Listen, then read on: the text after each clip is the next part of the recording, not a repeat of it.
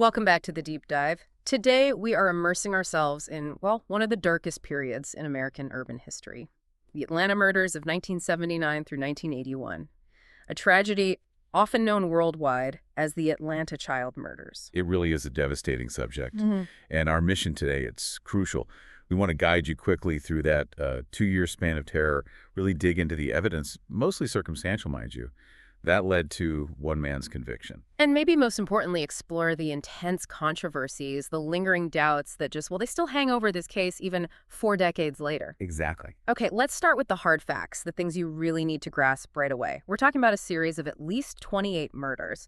Victims were African-American children, adolescents, and later on, young adults too, all across the Atlanta metro area between July 79 and May 81. And the official resolution, which, like you said, is really the core of the controversy, was the arrest of an Atlanta native, Wayne Williams. He was tried, convicted for 2 adult murders, and got 2 consecutive life sentences. Right, but the key distinction, and this is critical, is that he was only charged and convicted in those 2 adult cases. But then afterwards, law enforcement basically attributed many, though not all, of the other child murders to him, but without ever actually bringing charges for them. So right from the start, it's complex. You've got 2 years of just absolute horror for the city, and then a resolution that, well, for a lot of people, it didn't feel like a resolution at all. Not really, no. Still doesn't for many. We really need to understand how quickly the fear just ramped up. Starting in 1979, what did those first recognized victims look like? I mean, what was the profile? It kicked off in the summer of '79. The first victims officially recognized were Edward Hope Smith, he was 14, known as Teddy, and Alfred Evans, Q, who was 13. Okay. They disappeared just days apart. Their bodies turned up on July 28th. Smith had been shot. Evans was strangled. Then later that year, in November, 9-year-old Yusuf Bell was found strangled. And police didn't immediately connect them. No, what's chilling is that initially they weren't even sure these were linked. It took time for the pattern, or what seemed like a pattern, to emerge. But by 1980, the situation had changed drastically. The city was in like a full-blown crisis. And it sounds like the victim profile wasn't just young boys anymore either. That's absolutely right. 1980 was when it really intensified. The profile broadened. Angel Anair, just 12 years old, she became the first female victim recognized in the pattern. Wow. She was found 6 days after she vanished. Also strangled. And there's this detail that really stood out. Her hands were bound with an electrical cord, and a pair of white underwear, which wasn't hers, was stuffed in her mouth. Ah, the fear must have been just thick in the air. I can only imagine the community response. Total lockdown. Oh, completely devastating. Curfews were put in place across Atlanta. Yeah. Parents were literally pulling their kids out of school, not letting them play outside. Total fear. And the methods of death kept changing, too. That must have added to the terror. It did. It added to the confusion and the terror.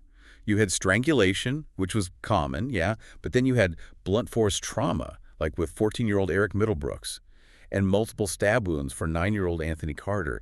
It just felt like this unpredictable horror stalking the neighborhoods. It's fascinating, though, how the geography of where the victims were found started to, well, tell its own story about the city, right? Exactly. An investigator named Chet Detlinger, he mapped the locations where the bodies were discovered. And despite all the variations, different ages, different causes of death, all the victims were found within the same sort of geographic boundaries. And these were connected how? They were consistently linked to Memorial Drive and about 11 other major streets. Now, if you look at the bigger picture, many historians connect this to systemic issues, things like freeway racism or urban renewal projects that had recently, torn apart stable black neighborhoods. So these programs disrupted communities, isolated them. That's the argument, that these disruptions made certain areas and the people in them more vulnerable. The victims were, tragically, concentrated in these areas, grappling with that fallout. And then, pretty suddenly, in 1981, the targets changed again. It wasn't just children anymore. The violence expanded. Yes, exactly. The pattern started including young adults, people like 21-year-old Eddie Duncan, 20-year-old Larry Rogers, and even men with criminal records like John Porter, who was 28, and Jimmy Ray Payne, 21. And this shift, this move towards targeting young adult males, that actually changed the investigation. It did. That shift ultimately led police to the break they desperately needed. Okay, so that makes sense. So that led the police to start staking out bridges in the area, specifically bridges crossing the Chattahoochee River. And the break finally happened, May 22nd, 1981. Tell us about that night. What went down? So an officer is on stakeout duty under one of these bridges, late at night. He hears this distinct splash in the water below. Almost right away, another officer up on the bridge sees a car, a white 1970 Chevy station wagon, make a U-turn basically and drive back across the bridge away from where the splash presumably happened. Okay, suspicious. They stopped the car. They did, pulled it over about half a mile away. And the driver was Wayne Bertram Williams, 23 years old, a freelance photographer, claimed he was some kind of music promoter. What was his explanation for being there? Yeah, that was his story. Williams claimed he was heading over the bridge to go check out, maybe audition. A young singer named Cheryl Johnson said he had an appointment. Let me guess. Police checked that out. They did. And they found zero record of any Cheryl Johnson, no appointment, nothing like that. So his story didn't really hold water. They couldn't hold him for long right then, but, you know, the suspicion was definitely planted. And then just 2 days later, the body. Exactly. 2 days later, the body of Nathaniel Cater, who was 27, was found floating downriver from that very bridge. Wow. That's pretty much the smoking gun they needed, right? Or close to it. Well, Cater was one of the two adult victims. Williams was eventually tried and convicted for murdering. So yes, police immediately suspected Williams had dumped Cater's body right when that officer heard the splash. Okay, but here's where things get a bit strange, procedurally speaking. They do. What did the officers actually see in his car when they stopped him on the bridge that night? Was there any immediate physical evidence? Yeah, this is a big point of contention. Investigators on the scene, they noticed gloves on the passenger seat. And next to them, a 24-inch nylon cord. Nylon cord. Yes. And they noted at the time in their reports that the cord looked very similar to the type of ligature marks found on several victims, including Cater, who they suspected had just been dumped. Wait a minute. They saw a cord that looked like a potential murder weapon, matching ligature marks on victims? And they didn't seize it as evidence. They didn't take it for analysis. Unbelievably, no. Ah. It's widely considered one of the biggest procedural mistakes, maybe the biggest, of the entire investigation. That cord was never collected, never analyzed. That's astonishing, truly. So what did they have connecting him, besides the suspicious timing and location? Well, they did have some witness testimony surface later. A man named Robert Henry, he came forward and claimed he'd seen Williams holding hands with Nathaniel Cater walking near the entrance of the Rialto Theater downtown. This was apparently on the night Cater is believed to have died. Okay, so circumstantial evidence, the bridge incident, the witness statement. Right. Based on the sort of overall accumulation of this information, Williams was arrested on June 21st, 1981. And he was eventually indicted for the malice murders of Nathaniel Cater and Jimmy Ray Payne, the two adults. So Williams goes on trial in early 1982, and this trial became really famous, almost infamous, for focusing intensely on one particular type of evidence. Fibers. Oh, yeah. Fiber analysis was absolutely the heart of the prosecution's case. It was pretty cutting-edge forensic science back then. They used it not just for the two adult murders he was actually charged with, Cater and Payne, but they used it to link him to a whole bunch of the other cases. Exactly. They presented evidence connecting Williams to 12 other pattern murder cases, mostly involving the children and adolescents. It was all about the fibers. What kind of fibers are we talking about? Like specific examples? Well, the most talked about ones were these unusual yellowish-green nylon fibers and some violet acetate fibers. They found these fibers on several victims. And the prosecution successfully argued and presented evidence that these fibers matched carpeting found in Williams' bedroom at his parents' house where he lived. So fibers from his carpet matched fibers on victims? Yes, but it wasn't just the carpet.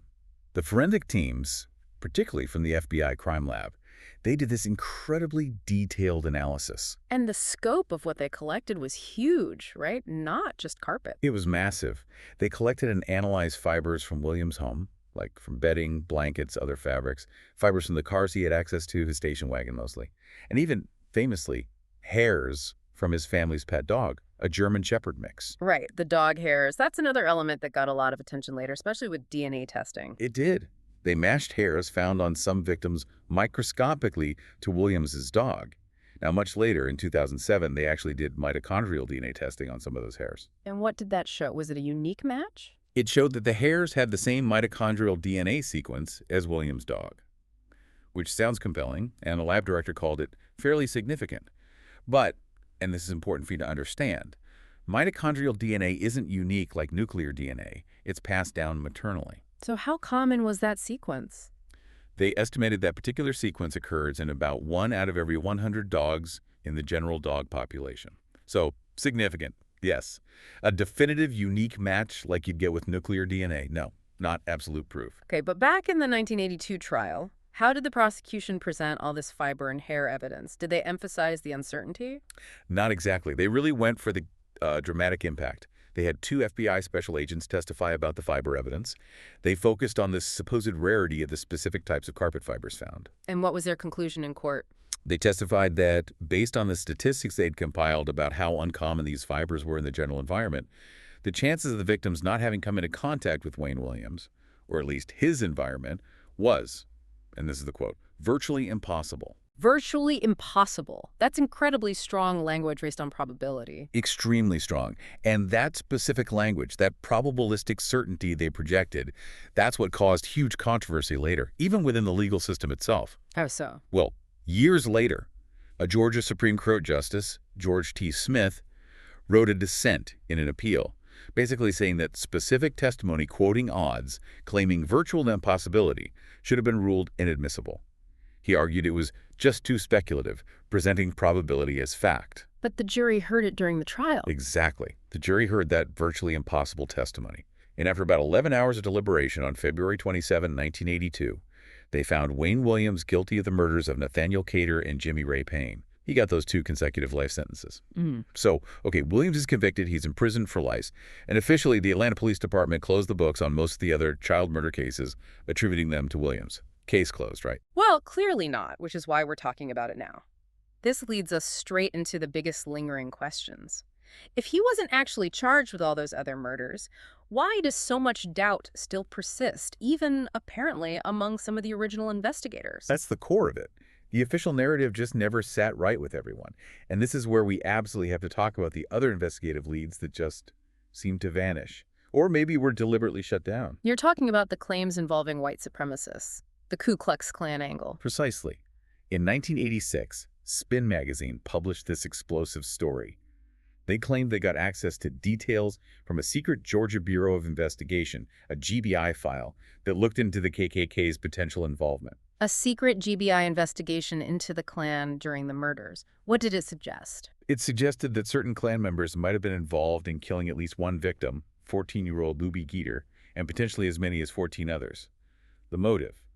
Possibly trying to incite a race war in Atlanta. That is an absolutely staggering claim. Did the report have specifics like names or direct links? It did. Disturbingly specific. According to the Spin article, citing the GBI documents, a known Klan member named Charles T. Sanders had allegedly told a criminal informant weeks before Luby Geter's body was found that he intended to kill Geter. Why Geter specifically? Apparently, there'd been some kind of minor incident. Geter, who collected cans and bottles, might have accidentally hit Sanders' car with his go-kart or something similar. Sanders allegedly wanted revenge. So, the GBI supposedly had an informant claiming a Klan member confessed intent to kill one of the victims before he died. What happened with that investigation? According to the report, the GBI and potentially other law enforcement agencies essentially closed down their investigation into the Klan connection and sealed the findings sometime in 1981. Sealed them? Right around the time Williams was arrested. Yeah, pretty much coinciding with Williams becoming the primary and soon only suspect. That GBI file, if it exists as described, has never been officially released. That just raises so many questions about the priorities back then. Why shut down an inquiry into a potential multi-offender, racially motivated series of crimes? It's a deeply troubling question, and it fuels the doubts. We also know that even people deeply involved in the profiling aspect, like the FBI's John E. Douglas, had their own serious reservations about the single killer theory. Right, the famous profiler. What did he say? Douglas wrote about it in his 1995 book, Mindhunter. He stated very clearly that while he personally believed Williams committed many of the murders, he did not believe Williams committed all of them. Did he offer an alternative?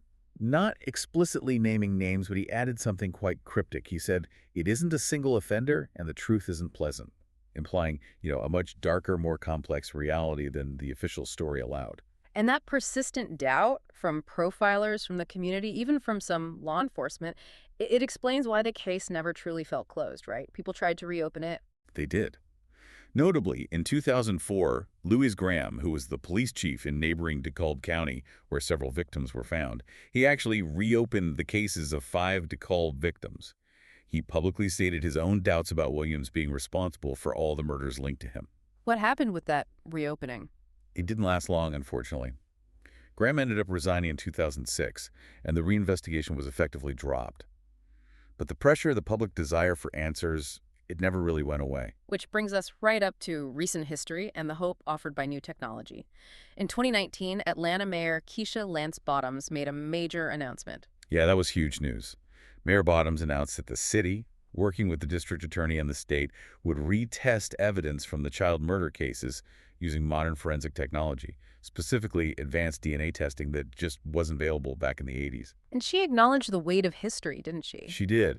She specifically said something like, history would judge them on their efforts to finally get the truth for these families. It was a massive commitment. So where does that stand now? Have they tested the evidence? Are there results? Well, progress was reported initially.